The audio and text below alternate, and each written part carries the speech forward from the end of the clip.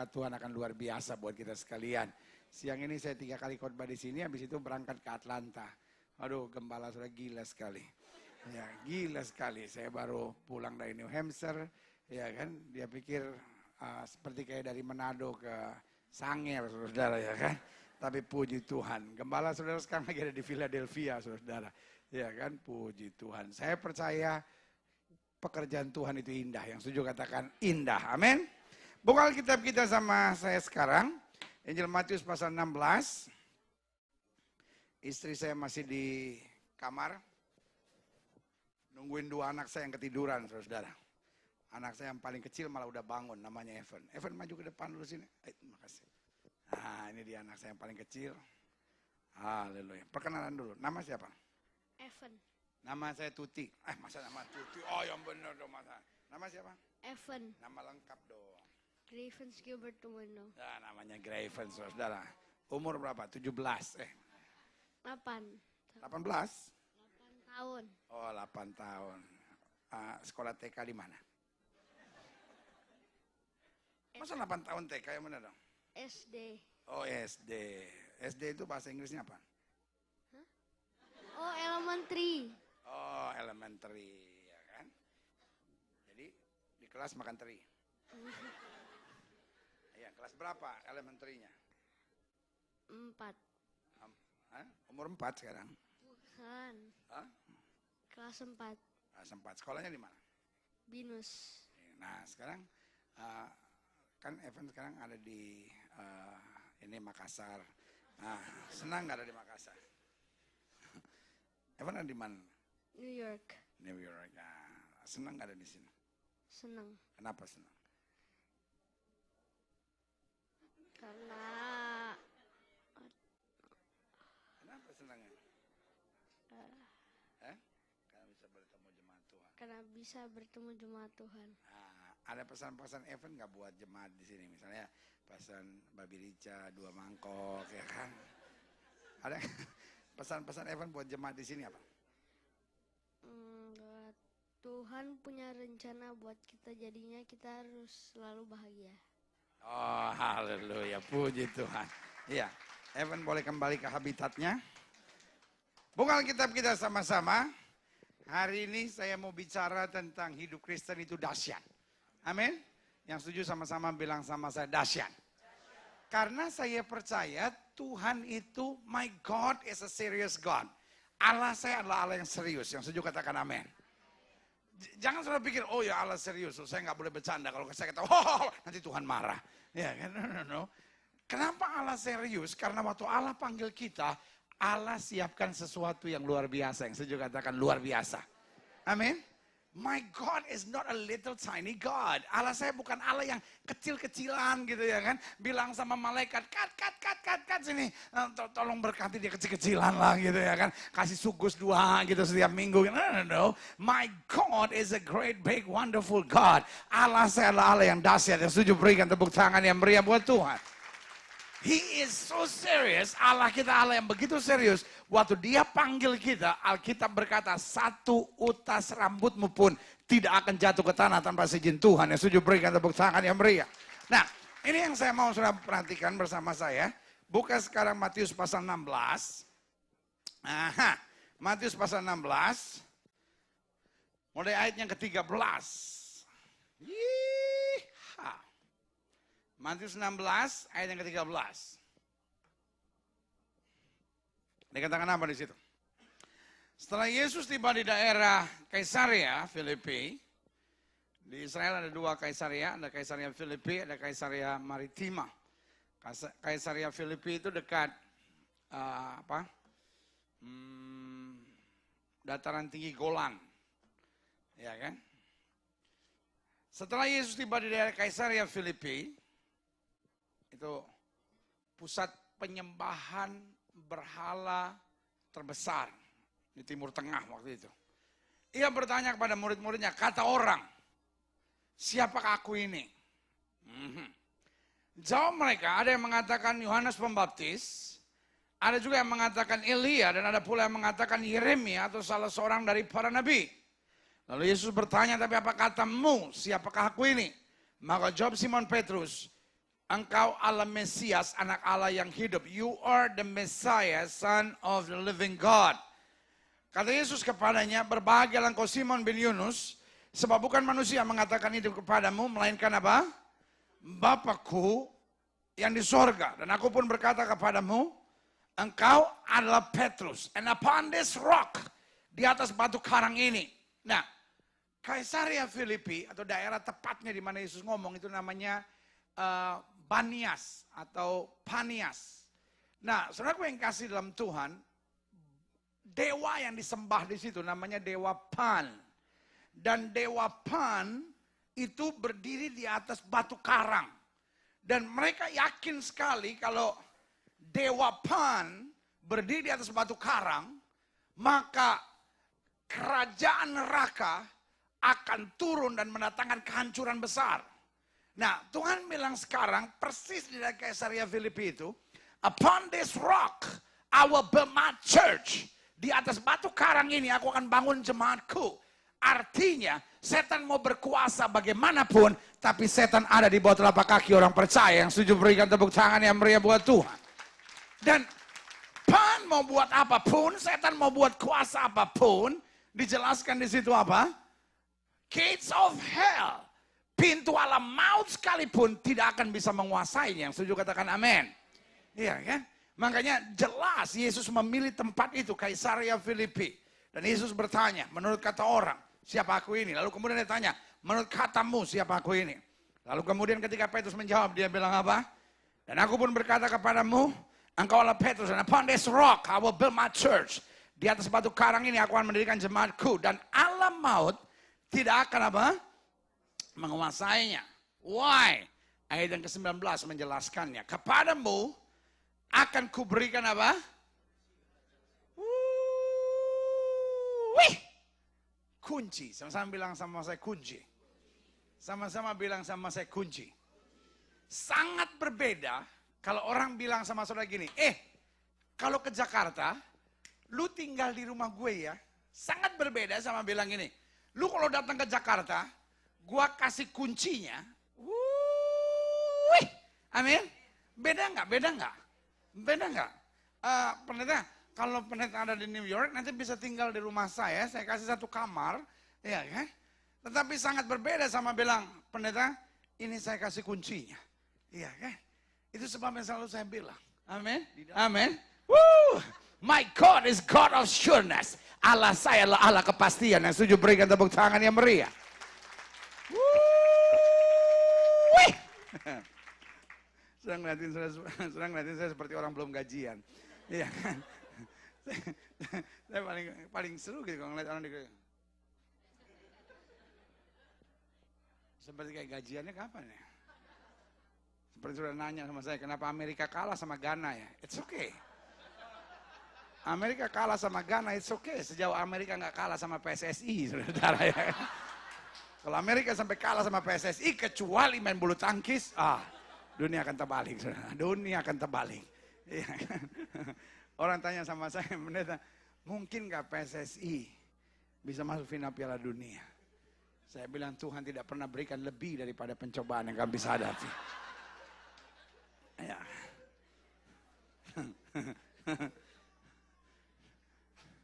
Jangankan kita berdoa, Tuhan pun berdoa nggak kejawab. Ya. Tapi sudahlah, right or wrong is my country. And dangdut is the music of my country. Jadi yang saya mau tegaskan buat saudara, Allah saya Allah kepastian. Amin. Sama-sama bilang sama saya kepastian. Amin. My God is not God of insyaallah. Ya, ya. Jadi Alkitab tidak ajarkan kita berusaha untuk hidup baik, berusaha hidup benar, masuk gereja tiap minggu, jangan lupa bayar perpuluhan, nanti insya Allah mati masuk surga. Ya. Ya. Alkitab bilang apa? Kepadamu kuberikan kunci. Amin. Semua sudah tangan kanan sudah taruh di depan hidung saudara begini. Orang pendeta ngomong nanti. Cepet napa ngerjain gini aja susah aman. Oke? Semangat. Jangan gini. Wajah saudara tuh harus semangat. Kalau enggak gini kayak, Pak, kasihan Pak, saya orang nggak punya Pak, nggak punya bapak, nggak punya emak, nenek satu-satunya disosor soang kemarin Pak. Aneh-aneh aja. Sudah pagi-pagi aja udah lemot gitu ya. Semangat. Tahu nggak lemot apaan? Lemah otak. Ya. Itu bahasa Indonesia agak keren zaman sekarang tuh, lemot. Lu lemot banget gitu ya kan. Taruh di sini, sama-sama taruh sini. Liatin, semangat begitu. Ada apa di tangan itu? Ada garis-garis nggak jelas, pendeta tahu nih garis nasib apa nih. Saya mau bilang, pegel, saya mau bilang pegel. Masa cuma begitu aja pegel? Tadi pagi makan bubur ayam kurang jelas. Ya kan, terus, ya kan. Ada apa di situ? There is key. Sama-sama bilang sama saya, ada kunci.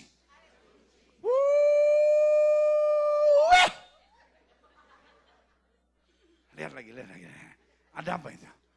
Ada kunci. Amin. Udah jangan begitu terus kayak orang aneh.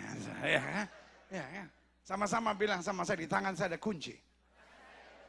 Dan saya mau bilang sama saudara, Yesus bilang, saya mau tanya sama saudara, kalau Yesus ngomong sesuatu bisa dipercaya nggak? Bu. Ibu tuh udah kebanyakan dibohongin sama laki lu, Bu. Jadi firman, maksudnya apa? Lagi ada ibu-ibu ngatain saya terus gini. Nggak tahu dia pelaku, nggak tahu dia korban. Mungkin dalam hatinya dia bilang, kalau gua pendeta, bukan laki gue yang bohongin gue yang bohongin dia. Aduh, turut berduka cita. Bu, lu kadang-kadang udah kelamaan dibohongin laki lu sih, Bu. Jadi firman Tuhan juga, masa sih?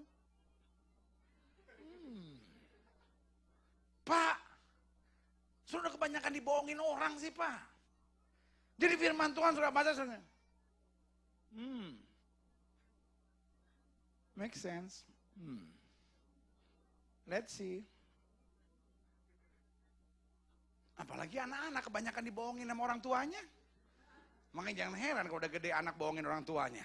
Apa yang kau tabur itu kau tuai.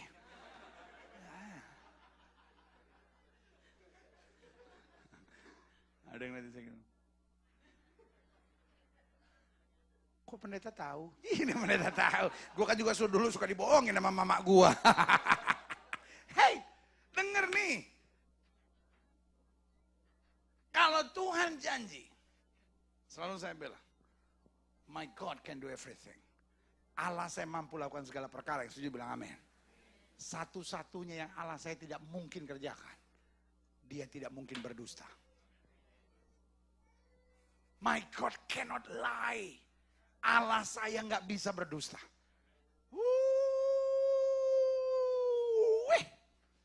Ada dua hal yang Tuhan saya nggak bisa buat. Yang pertama, Tuhan saya nggak bisa berdusta. Dan yang kedua, Tuhan saya tidak bisa mengingat dosa yang sudah pernah bereskan sama dia. Amin. Kalau dosa udah saya bereskan sama Tuhan, terus saya datang lagi sama Tuhan bilang, Tuhan ampunin dosa yang kemarin lagi. Tuhan tanya, yang mana? Jangan belakang bego lah Tuhan. Yang kemarin itu yang sudah saya minta ampun. Maka suara dari sorga akan berkata, dosa yang sudah kuampuni tidak pernah aku ingat-ingat lagi. Haleluya. Amin. Sama-sama bilang sama saya, Allah saya tidak mungkin berdusta. Jadi kalau Yesus saya bilang kepadamu ku berikan kunci, He means it. Dia betul-betul dari dasar hatinya dan persiapkan itu buat saudara. Amin. Makanya ayat ini bilang apa? Kepadamu ku berikan apa? Kunci. Sama-sama bilang sama saya kunci. Sama-sama bilang sama saya kunci. Amin. Dan saya berdoa betul, setiap saudara betul-betul ngerti pokok ini. Kenapa? Karena waktu kita pegang kunci, buat saya, it's a very stupid things. Sesuatu yang sangat bodoh sekali. Sebetulnya saya mau bilang goblok tapi nggak pantas. Tapi sudah maksud saya ngerti kan, maksud saya goblok, tapi saya bilangnya bodoh. Tapi maksud saya goblok, tapi saya nggak pantas ngomong gitu. Nggak pantas dong, masa di gereja ngomong goblok kan nggak pantas. Saya bilangnya bodoh, tapi maksud saya itu goblok. Tapi saya nggak ngucapin, nggak ngucap, nggak boleh. Goblok kan tersinggung, cuman enggak. Saya bilang bodoh, tapi maksud saya goblok, tapi saya nggak ucapin. Saudara yang ngomong bukan saya. Ini pendeta minum di mana mabok di sini sih? Hei, saudara bisa bayangin nggak? Di tangan saudara kunci kerajaan sorga, tapi saudara tetap khawatir. Something is wrong with you. Ada sesuatu yang nggak beres. Saudara pegang kunci kerajaan sorga, tapi saudara hidup menderita. Saudara pegang kunci kerajaan sorga, tapi saudara khawatir. Saudara pegang kunci kerajaan sorga, tapi saudara hidup tertekan. Saudara pegang kunci kerajaan sorga, tapi saudara selalu bertanya pada Tuhan, Tuhan kapan penyakit saya disembuhkan? Kapan rumah tangga saya dipulihkan? Kalau engkau pegang kunci kerajaan sorga, masuk buka pintu kerajaan sorga, dan engkau berhak untuk menerima segala yang baik. Berikan tepuk tangan yang meriah buat Tuhan. Woo! The key is in your hands. Sama-sama bilang sama saya, kunci di tangan saya. Dan kalau Tuhan berjanji ya dan amin, yang setuju katakan amin. Kita nggak usah bicara yang tinggi-tinggi dulu dah. Saya percaya orang udah kelamaan di Amerika mainnya logika. Logika. Saya percaya betul. Iman Kristen itu logik. Amin. Saya makanya nggak percaya kalau orang bilang, aduh, saudara-saudara dulu ini saya apa-apa pakai logika, apa-apa pakai logika, semua pakai otak, semua pakai otak. Tapi puji Tuhan, setelah Yesus jamah saya nggak pernah pakai otak lagi, haleluya. Wah itu bahaya sekali. Dia udah nggak pernah pakai otak, saudara-saudara. Udah gawat sekali kalau orang udah nggak pernah pakai otak. Saya percaya iman tuh harus pakai otak, saudara-saudara. Amin. Iya kan kita main logika aja. Tuhan udah janji. Tuhan bilang kepadamu ku berikan kunci kerajaan sorga. Saya mau tanya sama saudara. Kira-kira dia bisa berdusta nggak? Kira-kira dia bisa berdusta nggak? Emangnya orang pilkada kampanye? Orang kampanye bisa berdusta. Orang jatuh cinta bisa berdusta. Sayang, gunung pun akan kuseberangi. Laut pun akan kudaki. Terbalik, on. Gunung lo daki, laut kau seberangi. Jangan gunung kan ku seberangi, laut kan ku daki. Jalan 2 kilo aja betis sudah kemeng. Nyeng. Mau gunung lagi kau daki, laut pun kau seberangi. Nah kemarin berenang di kolam renang aja kelelep. Mau laut apa lo seberangi? Lautan manusia. Mungkin sudah menatap saya, untung nih manusia nggak sering-sering datang ke sini, nggak sering-sering pecah ucus gua sama dia nih. Iya ya. Orang jatuh cinta, makanya cewek-cewek nih, lu denger nih, cewek-cewek yang belum nikah, lu kalau lagi pacaran bawa recorder. Jadi kalau cowok lu tuh mulai janji apapun, saya mau bilang, nggak mau tahu di Kebumen, Surabaya terus sampai New York. Cowok tuh kalau berjanji, kalau udah pacaran janjinya banyak. Tapi pas nikah amnesia langsung lupa semuanya itu.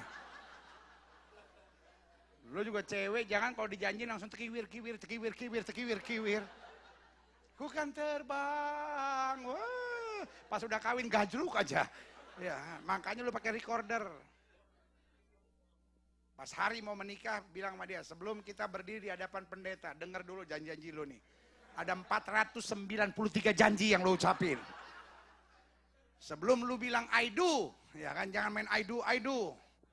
Ya kan? Kalau enggak sepanjang hari perkawinan saya cuma menyanyi memang lidah tak bertulang.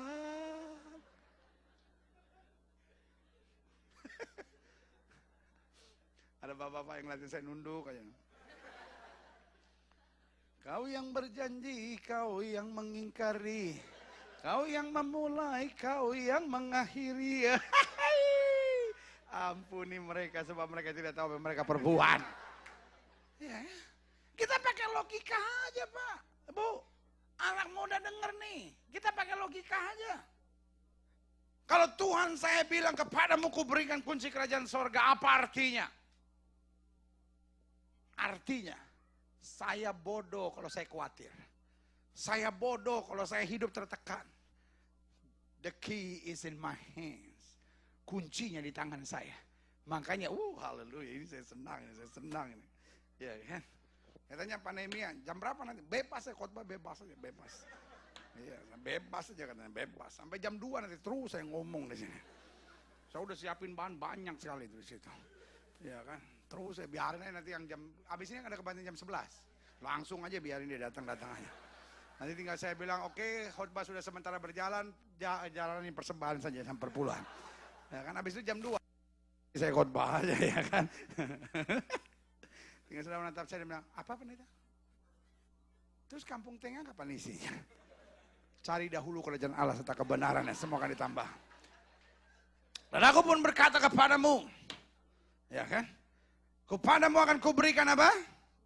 Sama-sama bilang sama saya, kuncinya di tangan saya. Karena Tuhan bilang kepadamu akan kuberikan kunci kerajaan sorga. Apa?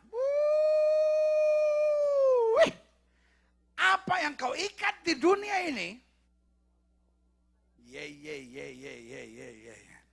akan terikat di sorga.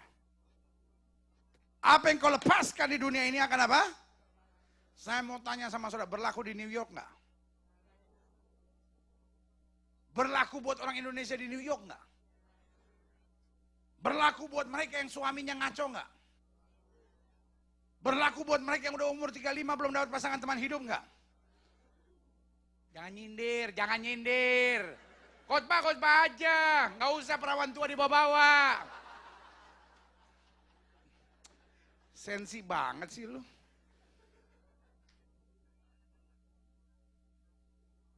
Berlaku nggak buat saudara yang belum dapat surat-surat?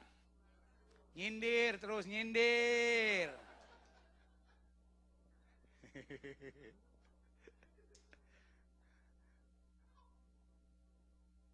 Kalau Tuhan ngomong, berlaku buat semua. Sama-sama bilang sama saya, berlaku buat semua. Sama saya, berlaku buat semua. Sama-sama bilang sama saya, berlaku buat semua. Alkitab bilang apa? Apa yang kau ikat di dunia ini akan terikat di sorga. Dan apa yang kau lepaskan di dunia ini, haleluya, akan apa? Terlepas di sorga. Lalu Yesus melarang murid-muridnya supaya jangan memberitahukan kepada siapapun bahwa ia adalah apa? Mesias. Kenapa? Karena dia belum disalibkan, mati, dan dibangkitkan. Nah, saya pelajari bahwa hidup Kristen itu dahsyat. Sama-sama bilang sama saya, dahsyat. Klik. Aha. Karena bukan sekedar kita disebut sebagai anak Allah. Ya kan? Kita biasa, aku anak raja, engkau anak raja, kita semua anak raja. Ya. Makanya saya lagi tulis beberapa buku terakhir ini. Saya tulis buku tentang 33 kriteria dasar tentang prajurit Kristus. Saya tulis buku tentang keluargaku adalah sorgaku, kayaknya saya bawa di depan. Lalu saya tulis buku tentang prinsip warga kerajaan sorga. Saya juga tulis buku tentang apa itu namanya, karakter warga kerajaan sorga. Tapi kayaknya saya cuma bawa 2 buku. Cuma tentang warga kerajaan sorga sama keluargaku adalah sorgaku. Kalau saudara pulang nanti ingin diberkati, saudara bisa beli di depan. Nah, tapi yang saya mau tegaskan buat saudara bahwa hidup Kristen itu dahsyat. Sama-sama bilang sama saya, dahsyat. Saya nggak mau saudara jadi Kristen yang cuman juara menangis. Setiap kali ada kebaktian saya rasakan Tuhan menjamah saya. Saya hidup Kristen Tuhan. Terus menghadapi tantangan ini. Sampai setan aja bilang gak usah diganggu, terjatuh sendiri, lihat aja. Ada banyak orang jatuh bukan karena diganggu setan, karena dia memang udah gak kuat, saudara. Nangis melulu.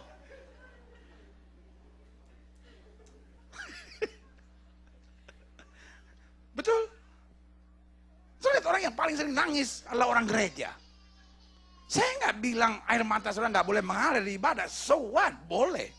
Tapi yang saya mau bilang, kita menangis bukan karena beban kita berat, kita menangis karena kita rasakan Tuhan itu hebat dan luar biasa buat kita. Yang setuju berikan tepuk tangan. Stop crying for our problems. Ya kan? Karena kita adalah keluarga kerajaan sorga. And the key is in our hands. Kuncinya dalam tangan kita. Yang setuju katakan amin. Iya kan? Berarti kita bukan hanya sekedar punya hak untuk masuk sorga. Namun kita dapat senantiasa apa? Memiliki hak atas kerajaan sorga itu. Apa yang kau ikat di bumi terikat di sorga, apa yang kau lepaskan di bumi terlepas di sorga. Engkau bisa katakan kepada setiap penyakitmu dalam nama Yesus, penyakit kau tidak punya kuasa dalam hidupku. Aku warga kerajaan sorga, aku berhak untuk menerima kesembuhan itu. Dan Markus 11 ayat 23 sampai 24 bilang apa saja yang kau ucapkan jika kamu tidak bimbang tapi percaya, itu yang akan terjadi. Folks, ini zamannya adalah zaman deklarasi. Sama-sama bilang sama saya, deklarasi. Selalu saya bilang ini zaman deklarasi dan proklamasi. Bangun pagi dan bilang hari ini hari berkat buat saya. Jangan bangun pagi dan bilang hancur gua mampus gua hari ini. Seminggu sudah bilang begitu, innalillahi wa inna ilaihi raji'un, mampus beneran. Ngerti nggak? Tapi kalau setiap pagi sudah bilang hari ini hari berkat buat saya, saudara kagum. Hari demi hari sudah lihat kemajuan yang luar biasa dalam hidup saudara. Yang setuju berikan tepuk tangan. Klik. Nah, saya pelajari siapa yang memiliki kunci itu, siapa yang berhak untuk memegang kunci. Saya catat di sini beberapa hal. Yang pertama, orang yang siap untuk berbeda. Sama-sama bilang sama saya berbeda. Makanya ayat 14 bilang, jawab mereka, ada yang mengatakan Yohanes Pembaptis, ada juga yang mengatakan Elia atau pula salah seorang dari para nabi. Dan dikatakan pada ayat yang ke-15, lalu Yesus bertanya kepada mereka, tetapi apa katamu? Who am I? Ya, kan? Tetapi apa katamu? Dengan lain kata Yesus bilang, I don't care about others, I care about you. Saya nggak mau peduli sama yang lain, kamu bagaimana? Ya, kan? Persoalan dalam gereja hari-hari ini ada roh ikut-ikutan. Orang angkat tangan bukan karena cinta Yesus, tapi karena lihat orang lain angkat tangan. Ya kan? Saya pernah cerita itu kan. Ada orang baru bertobat dari Buddha masuk Kristen. Dia masuk gereja aliran karismatik Pantekosta seperti kita ini. Dia kaget benar karena setiap kali dia berdoa dia dengar ada orang yang kan orang Pantekosta gitu kan, Tuhan. Oh, haleluya. Oh, Tuhan. Oh, Tuhan. Sampai orang pikir kepedesan apa dia itu. Di gereja Katolik, di gereja Protestan, di gereja Presbyterian sudah tidak pernah jumpai orang berdoa. Sementara buat orang tertentu, itu tanda bersungut-sungut. Sehingga orang Buddha ini yang baru bertobat, dia kaget. Dia bilang, harus saya diberkati. Tapi kenapa ini pendeta setiap kali berdoa, sepenggal kata cek, sepenggal kata cek, sepenggal kata cek. Dia tanya sebelah. Dia bilang, aduh, saya Buddha. Saya baru bertobat. Saya senang sekali. Gereja ini luar biasa. Tapi ada satu, maaf sekali. Saya mau tanya. Kenapa di sini di gereja, setiap kali doa, sepenggal kata, Tuhan, hari ini, oh Tuhan,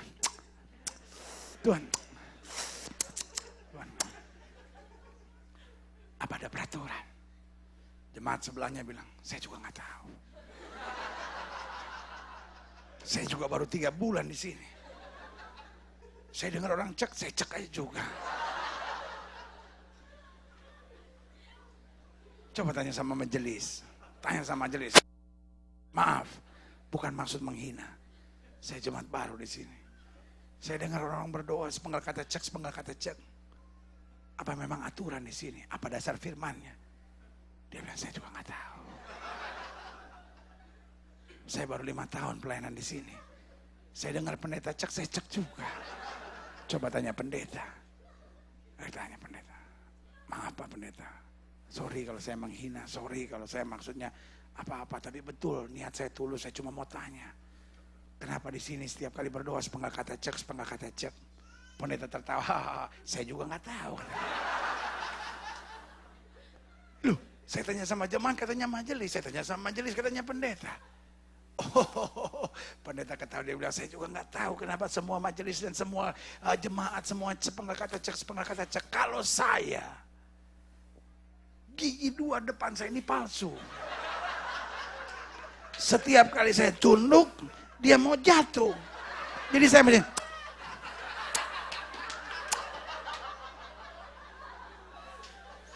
That is the problem. We doing things we don't know why. Iya pendeta, sampai New York juga begitu, kita semua pendeta ikut. Kita juga nggak tahu kenapa, it's okay. Bukan berarti mulai besok nggak perlu lagi pakai cek, tapi kalau sudah udah nikmat pakai cek aja, kenapa emang? Tapi yang saya mau jelaskan, we're doing things without knowing why. Hidup Kristen adalah hidup yang berani berbeda. Amin. Jangan ikut cara dunia. Kita bukan berasal dari dunia ini. Amin. Kita ini paling senang ikut-ikutan. Orang pakai baju ketat dari jauh kayak lempar begitu dia ikut. Mode.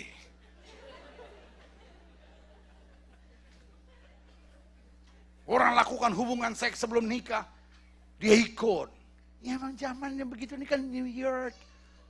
Sampai ada orang kalau dia angkat tangan memuji Tuhan, malaikat sampai minder.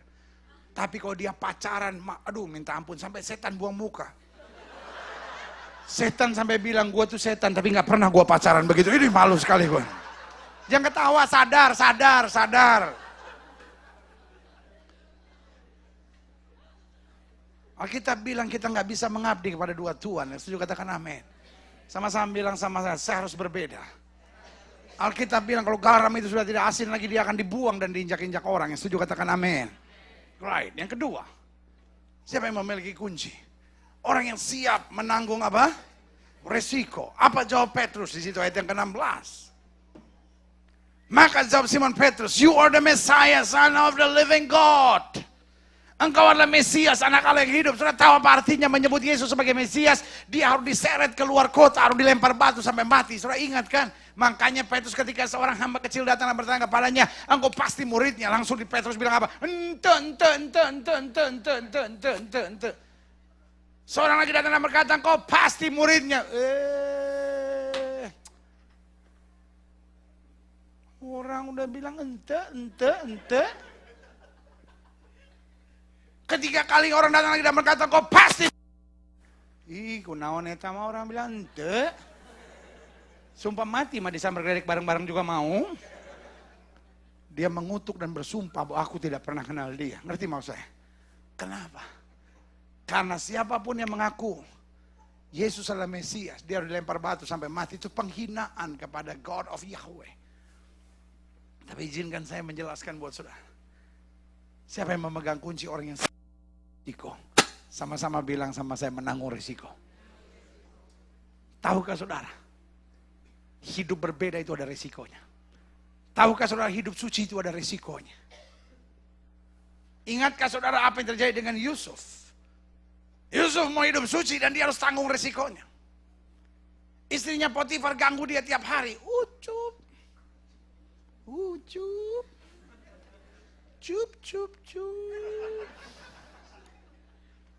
Hari demi hari diganggunya Yusuf itu. Dan saya mau bilang, we are living in the same kind of society. Kita hidup pada society yang kurang lebih hampir sama. Every day we are tempted. Setiap hari kita diganggu. Amin. Diganggu untuk emosi. Diganggu untuk terseret dengan cara-cara dunia. Diganggu untuk hidup cabul. Diganggu untuk hidup worldly. Dengan cara-cara duniawi. Every day we are tempted. Hari demi hari. Satu-satunya sifat baik setan yang dia miliki. Dia tidak pernah putus asa. Setan tuh gak punya sesuatu yang baik. Satu-satunya sifat baik setan tuh gak pernah putus asa. Saudara udah ke gereja masih diganggu. Saudara udah tolak dia dalam nama Yesus, setan keluar. Dia masih bilang, sama teman kok gitu. Hopeng. Setan tuh gak pernah putus asa. Saudara bayangin, Yesus aja diganggu. Bilang sama sebelah saudara, apalagi lu, Yesus aja diganggu. Jangan saudara datang kepada saya lalu kecewa gitu. Pendeta saya bingung gitu, pendeta. Saya udah bertobat, saya udah sungguh-sungguh sama Tuhan. Saya udah melayani Tuhan. Kenapa sih setan masih terus ganggu saya? Ya karena itu memang kerjaannya. Setan gak bisa kirim BlackBerry. Setan gak bisa chatting. Setan gak bisa ikut Facebook, apalagi nge-tweet. Ya, setan gak punya kerjaan lain kecuali gangguin lu. Yesus saja diganggu. Apa buktinya? Dia datang kan dalam bentuk ular. Kenapa dia datang dalam bentuk ular? Karena kalau dia datang dalam bentuk manusia, kakinya gemeter. Dia udah tahu nih gue bakal kena nih kalau sama dia nih. Dia coba aja pakai ular, ya kan? Kalau pakai ular kan kakinya gemeter nggak kelihatan, paling buntutnya goyang-goyang di ujung ya. Suara yang digede-gedein gitu. Jika engkau anak Allah, rubah batu ini menjadi roti. Tiba-tiba Yesus bilang, ini ada tertulis, manusia hidup bukan dari roti saja, tapi dari setiap firman yang keluar dari mulutnya Allah. Dalam hati saya tentukan, gue juga udah bilang apa, gak bakal kena gue sama dia, bener. Hancur gue sama dia, habis aja pokoknya. Gue bilang juga apa nih. Ngerti sampai di sini? Ya, iblis gak pernah putus asa. Iblis gak pernah menyerah, dia akan coba ganggu saudara. Tetapi apa yang terjadi dengan Yusuf? Yusuf siap menanggung risiko. Dia dibuang ke dalam penjara. Tapi selalu saya bilang, penderitaan karena kebenaran selalu menuntun kita pada kemuliaan. Yang setuju berikan tepuk tangan yang meriah. Kalau saudara harus menanggung penderitaan, tapi itu karena prinsip iman. Saya mau bilang, Di depan sudah ada pintu kemuliaan yang akan menuntun sudah pada kedahsyatan kuasa Allah. Yang setuju berikan tepuk tangan yang meriah buat Tuhan. Yang ketiga, siapa yang berhak untuk memiliki kunci itu? Mereka yang menerima pewahyuan dari Allah. Mereka yang hidupnya cuma mau dengar apa yang Tuhan ngomong dalam hidupnya. Folks, we are living a dangerous life. Hidup yang kita jalani sekarang adalah hidup yang berbahaya. Setan tahu persis bahwa his time is up. Setan tahu persis bahwa waktunya udah mau habis. Apa yang setan buat? Setan buat apa saja. Sama-sama bilang sama saya, apa saja. Tujuan yang pertama supaya engkau jatuh. Yang kedua supaya engkau terpisah dari kasih Kristus. Yang ketiga supaya engkau kecewa. Setan pengen sekali lihat sudah jatuh. Kalaupun saudara nggak jatuh, minimal saudara mulai jauh dari Tuhan. Kalau sampai saudara nggak jauh dari Tuhan, minimal saudara kecewa. Kecewa sama suami lah, kecewa sama istri lah, kecewa sama pelayanan lah, kecewa sama Tuhan lah, kecewa sama orang gereja lah, kecewa sama temen lah. Kenapa? Selalu saya bilang kecewa adalah langkah pertama untuk membawa kita terpisah dari kasih Kristus. Dan terpisah dari kasih Kristus adalah langkah pertama untuk membuat kita jatuh. Karena selama kita kecewa, kita mulai jauh dari Tuhan. Selama kita jauh dari Tuhan, kita sedang menuju pada kehancuran. Karena itu sebagai hamba Allah selalu saya bilang, terima pewahyuan dari Tuhan. Apapun yang terjadi, jangan dengar orang, jangan lihat orang, tapi pandang Tuhan. Ingat Tuhan selalu punya sesuatu yang baik. Yang setuju berikan tepuk tangan yang meriah buat Tuhan. Kenapa Yusuf tidak menjadi kecewa walaupun beban yang dia lewati berat? Inilah kalimatnya. Kalaupun manusia mereka-rekakan yang jahat, Allah mereka-rekakannya untuk kebaikan. Itu yang saya bilang pewahyuan dari Allah. Dan hari ini sebagai hamba Allah, izinkan saya memberitahu buat saudara. Mari kita menerima pewahyuan dari Allah. Kenapa saya tulis buku Keluargaku adalah Sorgaku? Karena saya lihat pada banyak orang mulai merasa bahwa keluarganya adalah nerakanya. Sehingga ada banyak orang datang ke saya lalu bilang begini, pendeta kenapa ya pendeta? Waktu pacaran gitu semua manis gitu, masa pacaran tuh masa yang indah gitu. Tapi masa pernikahan, masa hukuman. Itu kalimat orang stres. Yang saya percaya, seperti Yohanes pasal 2, anggur manis selalu tersedia sampai pada akhirnya. Pernikahan Kristen harus lebih manis dan lebih manis lagi. Senjata setan di akhir zaman sedang diarahkan kepada keluarga dan orang-orang muda. Sehingga banyak keluarga hancur, banyak generasi muda hancur. Tapi saya percaya berkat Tuhan di akhir zaman sedang dicurahkan buat keluarga dan orang-orang muda yang setuju berikan tepuk tangan yang meriah buat Tuhan. Sama-sama bilang sama saya pewahyuan dari Tuhan. Sama-sama bilang sama saya pewahyuan dari Tuhan. Sama-sama bilang sama saya pewahyuan dari Tuhan. Ingat apapun yang terjadi jangan ikut apa yang kau rasa. Karena Alkitab bilang manusia lahiriah kita semakin merosot. Tapi manusia batiniah kita diperbaharui. Sama-sama bilang sama saya diperbaharui. Di akhir zaman Allah sedang bekerja dengan pemulihan. Setan sedang bekerja dengan perusakan. Pola pikir manusia rusak hari-hari ini. Betul? Mental manusia rusak hari-hari ini. Karakter manusia rusak hari-hari ini. Betul? Tetapi Allah sedang bekerja dengan pemulihan. Manusia selalu bilang, tapi mana mungkin? Tapi mana bisa? Tapi Tuhan sedang bilang bersama Yesus saya bisa. Yang setuju berikan tepuk tangan yang meriah. Di gereja kita, yang oleh yang Tuhan percayakan untuk saya gembalakan, hari-hari ini kita ada sebuah moto, saya pasti bisa. Dan hari ini kalimat yang sama saya mau bilang sama saudara, saya pasti bisa. Sama-sama bilang sama saya pasti bisa.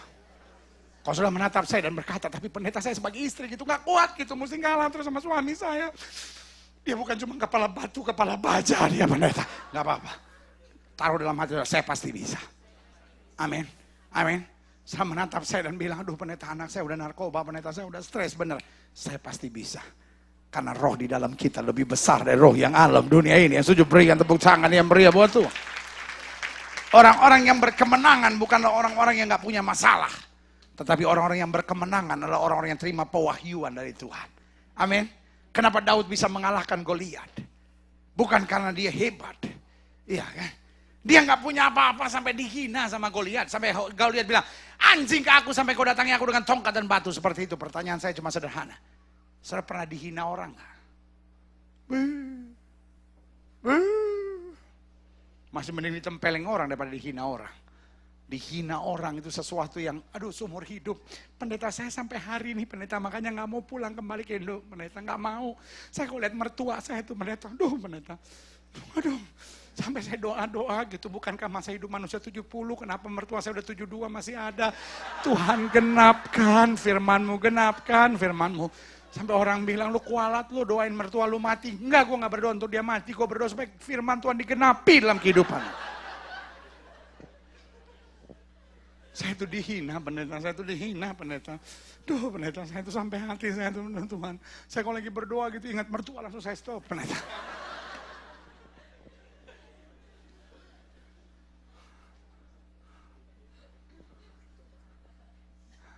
Hari ini saya cuma mau bilang, Daud dihina sama Goliat. Tapi Alkitab tidak pernah berkata, maka Daud nangis. Lalu bilang sama Goliat, raksasa, lu gila kali lu ya. Lu udah gede badan gitu, menghina gue. Biar petir sambar menyambar bikin lu gosong. Orang yang Tuhan pakai gak pernah minder, yang setuju katakan amin. Orang yang menerima pewahyuan dari Tuhan tidak pernah gentar. Dia boleh dihina, dia boleh disakiti, tapi Allah kita adalah Allah yang dahsyat luar biasa, tidak pernah mengecewakan kita. Yang setuju berikan tepuk tangan yang beri. Folks, orang mau ngomong sama saudara siapapun, come on. You are son of the living God. Engkau adalah anak Allah yang hidup. You are belong to heaven. Engkau itu milik sorga. Berdiri tegak dan bilang, kau boleh mendatangi aku dengan pedang, tombak, dan lembing. Tapi aku datangi engkau dengan nama Tuhan semesta alam. Yang setuju berikan tepuk tangan yang meriah buat Tuhan. Musa dihina oleh bangsanya. Musa dihadapi oleh bangsanya dan bangsanya bilang sama Musa, Musa apa kurang kuburan di Mesir sampai kau biarkan kami mati di padang belantara seperti ini. Musa don't know what to do. Dan saudara gue yang kasih dalam Tuhan, ini yang saya mau bilang, banyak orang Kristen hari-hari ini ada dalam posisi don't know what to do. Kita nggak tahu apa yang harus kita buat untuk keluarga kita. Kita nggak tahu apa yang harus kita buat untuk keadaan ekonomi kita. Kita nggak tahu apa yang harus kita buat untuk next 5 years gitu. Kita nggak tahu, kita bingung, kita pusing apa yang harus saya buat. Musa dalam posisi yang sama. Dia berdiri di depan laut Tebra, don't know what to do. Dia lihat ke belakang, tentara Mesir sedang mengejarnya. Dia lihat ke samping, orang-orang bangsanya sendiri, bangsa umat Allah sedang berdiri di depan dan bilang, Musa, apa kurang kuburan di Mesir sampai kau biarkan kami mati di padang belantara. Satu yang cuman dia bisa buat, dia pandang ke atas, dia dengar suara dari sorga berkata, jangan takut, sebab hari ini aku akan memberikan keselamatan kepadamu. Orang Mesir yang kamu lihat hari ini tidak akan kamu lihat untuk selama-lamanya. Tuhan akan berperang ganti kamu dan kamu akan berdiam saja. Berikan tepuk tangan yang meriah buat Tuhan. Just a simple steps. Langkah-langkah yang sangat sederhana Tuhan berikan. Yang pertama Tuhan bilang jangan takut. Lihat keselamatan daripadaku. Berdiri tetap, jangan goyah. Lalu kedua dia bilang, hadangkan tongkatmu. What is in your hand? Apa yang dalam tanganmu? Musa bilang, a rod. Angkat tongkat itu. Dan waktu dia angkat tongkat itu, laut itu terbelah. Saudaraku yang kasih dalam Tuhan, yang saya mau bilang, waktu kita sedang berpikir don't know what to do, waktu kita sedang berpikir saya nggak tahu mesti buat apa, kayaknya segala sesuatu yang mungkin saya buat udah nggak bisa lagi, pendeta. Tuhan punya, ini yang selalu saya bilang, kalau Tuhan nolong, God's way is always the simplest way. Jalan Tuhan itu jalan yang sangat simple. Sesuatu yang kita nggak mikirin. Murid-murid Yesus sampai bilang gini, guru, uang 200 dinar nggak cukup untuk membelanjakan mereka semua roti. God will never ask about the 200 dinar. Tuhan nggak pernah minta 200 dinar yang mereka nggak punya itu. Tuhan cuma bilang berapa roti yang ada pada kamu. Tuhan bahkan gak minta even 1 penny. Tuhan cuma minta berapa roti yang ada pada kamu. Very simple. Amin. Berapa roti yang ada pada kamu? Berapa roti yang ada pada kamu? Petrus kumpulin semua sama Yakobus. Dan dia bilang, Cuma 5 ketul roti dan 2 ekor ikan. Langsung mereka mentahkan dengan kalimat apa? Tapi apa artinya untuk orang sebanyak ini? Buat mereka langkah itu gak ada artinya. Tapi itu yang saya bilang. God's step is always a simple step. Langkah Tuhan selalu langkah yang sangat sederhana. Sesuatu yang kadangkala kita udah abaikan begitu aja. Murid-murid Yesus langsung bilang, tapi apa artinya untuk orang sebanyak ini? Folks, Yesus bilang bawa ke sini. Di tangan Yesus, segala yang tidak berarti jadi sesuatu yang berarti. Yang saya juga katakan amin. Amin. Amin. Itu yang saya bilang pewahyuan dari Allah. Kepada orang buta itu Yesus cuma bilang apa? Basuh dirimu di kolam di Siloam, sembuh tuh. Amin. Kepada orang lumpuh itu Yesus bilang apa? Angkat tilammu dan berjalanlah, sehat tuh. Ya kan? Saya ingatkan cerita di Kapernaum itu kan. Itu orang bisa sampai di depan Yesus, sudah tahu caranya gimana, diturunin dari loteng atap situ. Turunin. Sudah tahu dia keluarnya gimana. Dia bawa sendiri tilamnya. Misi.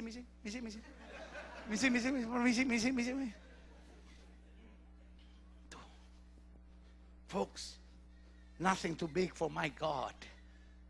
Alkitab bilang tidak ada yang mustahil bagi Allah.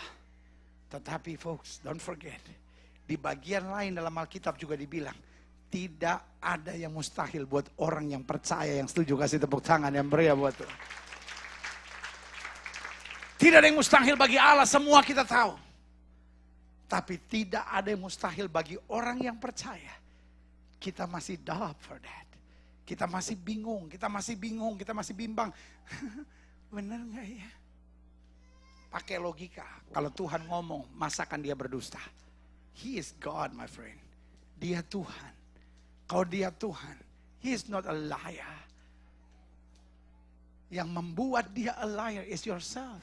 Kita yang kadang-kadang mikir, enggak, Tuhan gak mungkin genapi, Tuhan gak mungkin. No. He will never. Dia tidak akan pernah mengecewakan kita. Amin. Selanjutnya, siapa yang orang yang siap? Ini dia. Upon this rock, I will build my church. Batu karang, sama-sama bilang sama saya, batu karang. Siapa itu batu karang? Orang yang mendengar firman dan melakukannya. Dia sama seperti orang yang membangun rumahnya di atas dasar apa? Batu karang. Iman tanpa perbuatan pada hakikatnya mati. Alkitab bilang apa? Engkau mengajari aku berperang, supaya kakimu berjejak di atas bukit-bukit batu. Berarti saya simpulkan Kristen batu karang yang pertama. Kristen yang mendengar firman dan melakukan. Yang kedua, Kristen yang di tengah pendidikan Tuhan, tetap mengandalkan Tuhan, itu batu karang. Amin. Karena dia dilatih seperti rusa yang dapat berjejak di atas bukit-bukit batu. Kita cuma senang Mazmur 23. Tuhan adalah gembalaku. Tuhan adalah gembalaku. Amin. Padang rumput yang hijau, mata air yang tenang. Aku tidak akan kekurangan. Tuhan baik sekali. Folks, tidak selamanya hidup Kristen padang rumput yang hijau serta mata air yang tenang. Ada kalanya engkau dihantam oleh badai. Tapi selama kita di atas batu karang, kita aman. Amin. Kalau kita dihantam badai dan kita goyah, it might be engkau dibangun di atas dasar pasir. Sekali lagi saya harus ingatkan, we are living a dangerous life. Saya tidak bilang sama saudara kalau saudara berdoa semua pasti beres. Tapi yang saya mau bilang, you have to stand upon the rock. Engkau harus berdiri di atas batu karang. Sehingga sebesar apapun, ingat bukan badainya yang dikecilkan Tuhan, tapi kaki kitanya yang akan dikuatkan Tuhan untuk merebut perkara-perkara yang luar biasa. Yang setuju berikan tepuk tangan. Selanjutnya, yang terakhir, siapa yang memegang kunci ini? Menang atas alam maut. Artinya, mau ada bujukan apapun, kita tahu roh yang di dalam kita lebih besar dari roh yang alam dunia ini. Hidup Kristen bukan tidak bertanding, tapi hidup Kristen menang. Amin.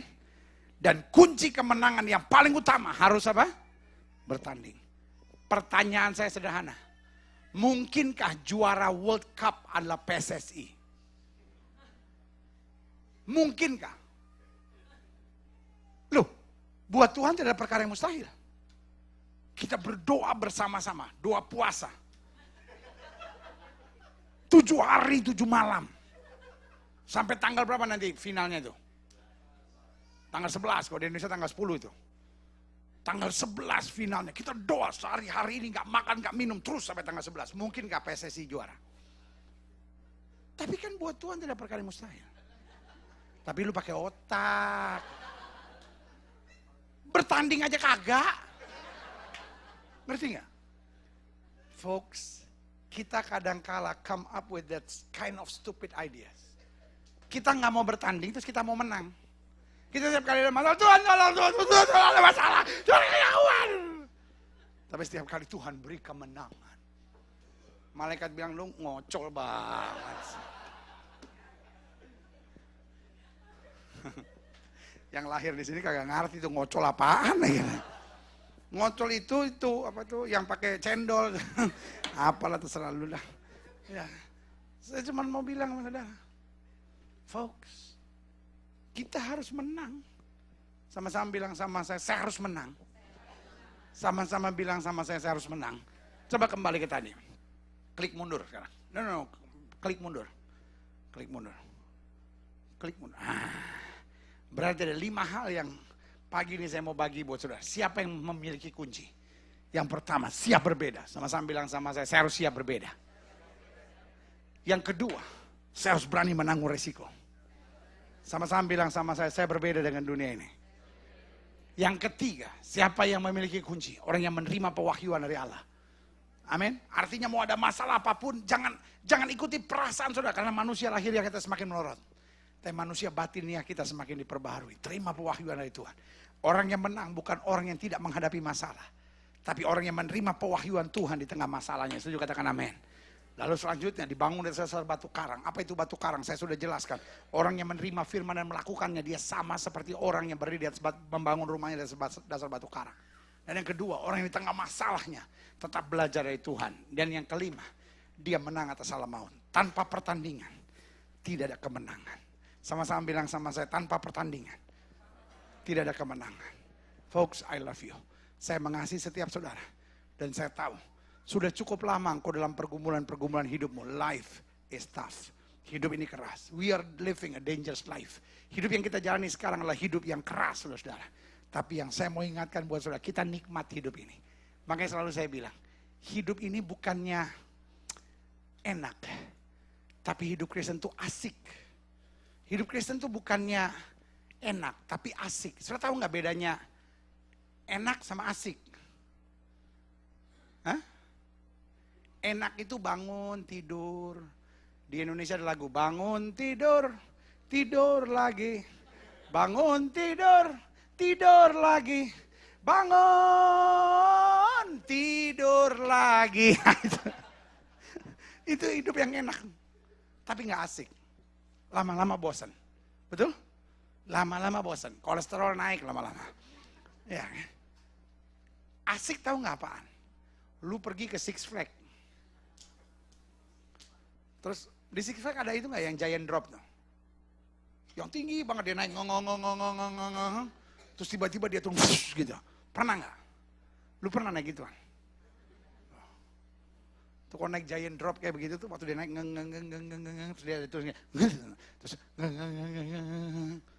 terus dari atas dia turun.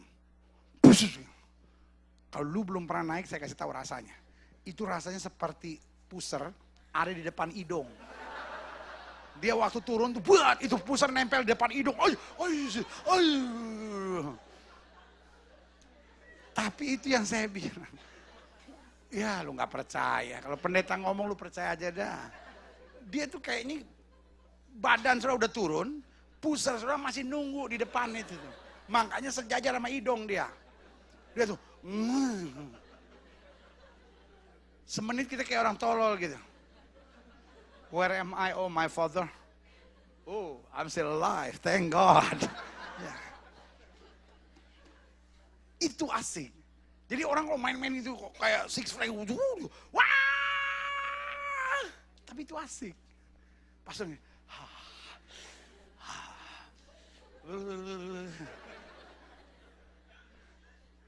thank God I'm alive ya. Dan saya mau bilang hidup Kristen tuh gitu, asik. Ada tantangan kadang-kadang kita menjadi Tuhan. Tapi kita selalu keluar sebagai pemenang. Bahkan Paulus dengan bangganya berkata, kita lebih daripada orang-orang yang menang. Berikan tepuk tangan yang meriah buat Tuhan. Kita bangkit berdiri. Kita datang pada Tuhan. Haleluya. Walau ku harus berjalan